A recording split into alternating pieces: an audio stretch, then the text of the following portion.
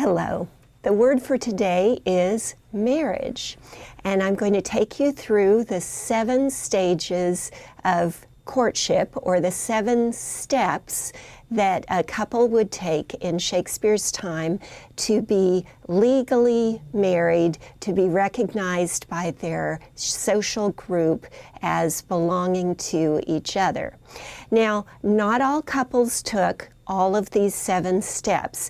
Just as now there were some relationships that were much more casual than others. But I'm going to tell you how it would be done if you were doing everything in the very most proper way. Now, I'm not going to cover how you would find someone. In another segment, I'm going to be, or I've already, whichever order you're seeing it in, discussed the reasons why people would get married and how they would choose someone. This is just the how-to. And the first step in Shakespeare's time, as perhaps now, is a private agreement. The essence of marriage in the eyes of the church was consent. No one could force you to be married. In terms of church law, if you were forced, it wasn't a marriage. So I'm sure you'll all be very relieved to know that. But sometimes this could be twisted a bit for comic effect.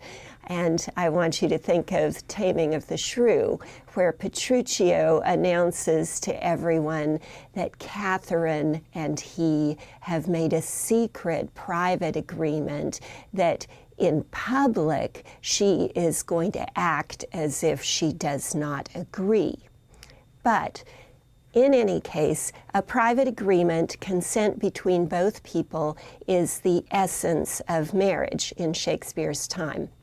The next step our well-brought-up couple would take would be a public announcement, where in front of witnesses they would announce that they were planning to get married. And this was conventional to a certain extent, even in the gestures. So the wife-to-be and the husband-to-be would take hands as this announcement was being made. Maybe this would correspond to an engagement party, which I'm sure you've seen in the movies, even if you haven't really been to one in person. And then about this time, the couple would come to a legal agreement. If they were young people of property and their families were taking very careful notice of all the money transactions, then they would get this witnessed by lawyers. And this legal agreement would ensure that the property would be part of the new family that the husband-to-be and the wife-to-be were forming.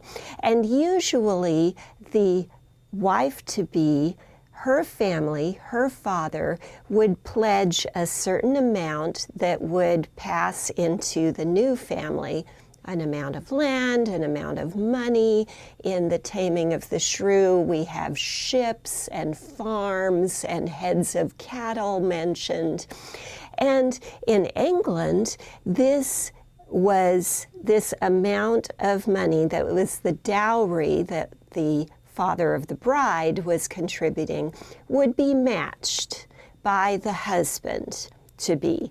He would pledge that she would get this exact amount, or maybe a corresponding amount of equal value from his side of the family that would be her widowhood. And her widowhood, if her husband dies first and she's left with all these beautiful children to raise, her widowhood is the property or the money that she is going to have control of in order to bring up her children and to provide for herself. Now, the extra money that might be coming to the family from the husband's side, that might be held in trust for the oldest boy or something like that. But her widowhood is the independent provision that she's going to have while she is alive, supposing her husband dies before she does. And this is a very enlightened sort of arrangement that England makes for widows in comparison to Italy. If you're an Italian widow, you have two choices. You can leave the property that you brought to the marriage with your dead husband's family. You can go back to your original family and get married again, or you can stay with your property, stay with your children, with your dead husband's family, and pass up any chance of getting married again. So Shakespeare's writing about Italian couples from time to time, but he's really thinking as an English person who's seen English marriage contracts drawn up. So this legal agreement then in step number 4 is going to be ratified and enacted in a formal gesture with the young people or the couple, whatever age they are, exchanging gifts. Now, in our day, it's only rich people that have prenuptial agreements and make all the property arrangements ahead of time. But even couples of very moderate means enact this exchange of gifts, at least on one side of the equation, by the husband-to-be giving the bride-to-be a beautiful, expensive wedding ring. And that's going to be hers no matter what happens. So even if the couple calls it off, former bride-to-be is perfectly capable of just keeping her engagement ring. Now, if she breaks it off, she might give it back, but you know, that's hers, and that's his pledge that he's going to provide for her, historically speaking. Now, step 5, after the young couple has come to their private agreement and made a public announcement and drawn up the legal arrangement and exchanged gifts, step 5 are the banns. And this is the formal announcement made in church for a certain number of Sundays in the service that so-and-so of our parish is planning to marry so-and-so of that other parish over there. And these announcements are made consecutively for several weeks. And the reason for this is that in Shakespeare's day, before there were Skype, telephones, anything like that, people could, if they were evil-hearted and greedy, they could marry one person and then move on to marry the next person. As long as they were far enough away, they might have the chance to accumulate several wives, or less often, several husbands, without anyone catching up with them. So the banns that are being announced in her church and in his church for several Sundays running give the social network of the time a chance to spread the word, and the person who says, "Excuse me, but that's my husband," a chance to come forward and stop the wedding.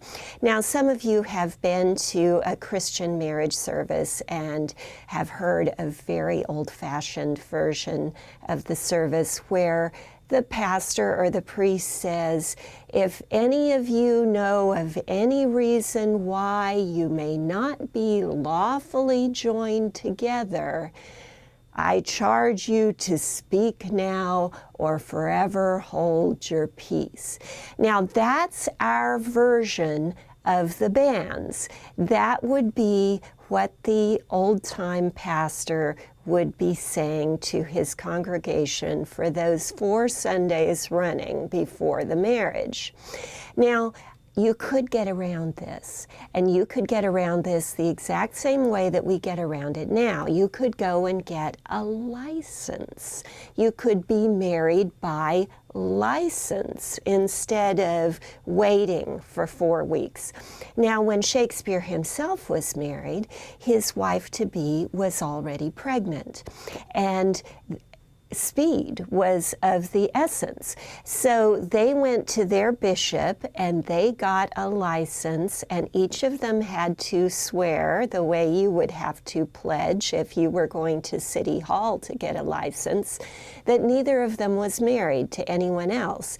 Now, when I went to get my marriage license to City Hall or to the county seat in Allentown, I had to bring my divorce decree with me so that the county clerk could certify that I was single and that I was eligible to get married, that no one else was going to come out of the woodwork and say, "Excuse me, she's my wife." So there was a way around the bans, but most couples would just take their time and follow this 5th step. The 6th step is the wedding itself, and there in front of witnesses, before someone who's a legal witness to, the two would say, "I consent. This is my idea. I'm choosing to get married." And then they'd add to it those vows that are part of a church marriage, then as part of a marriage in a sacred community now. So the final step, step 7, is the consummation of the marriage. So you're not really married, either in Shakespeare's day or in our day, until you've actually had sex with the person that you're marrying. So even now, someone can come back a week later, a month later, and say, "I should get an annulment. My marriage is not legal. I went to bed with this person, and this person actually misrepresented him or herself, and we didn't actually consummate the marriage." So in Shakespeare's time, it took sex to actually consummate or finish or fulfill these steps. Now, the interesting thing for the purpose of Shakespeare's plays is that a marriage can be legal without you going through each of these 7 steps. In order to have a legal marriage where your children can inherit, what you need to do is have that public agreement that is witnessed, step number 2, your engagement party, and you need to have sex. So if there are witnesses who say, "Oh yes, I was there, they planned all along to get married," and if there is a child born, however many months later, then that child is legally the offspring of married parents. The other interesting thing that you need to know for Shakespeare's plays is that a church recognition for your marriage does not even take step number 2. If the two of you have come to a private agreement and the two of you have sex, then the church is not going to marry either of you to anyone else without a lot of hassle and lawyering and pressure from the bishop higher up. If 2 young people consent to each other to marry and then they produce a child, they can legally get that recognized because from the church's point of view, they are married. So this is why in Shakespeare's time, fathers are so very eager to show that certainly my daughter could not have consented to that horrible person. Even if they've had sex, she's not married to him. And we have this scene early in Othello where Desdemona says, I did love the Moor to live with him. I did consent. And you've probably wondered how Romeo and Juliet got away with what they got away with. Yes, they had a sneaky little secret marriage with that friar marrying them. Nobody witnessed it, but in the church's eyes, they consented. They're married. They had sex, even though there was no public announcement, no legal agreement, no exchange of gifts, no banns, barely any wedding ceremony that we saw. So, as you go through Shakespeare's comedies, look for these steps, and we'll see who's married and who isn't.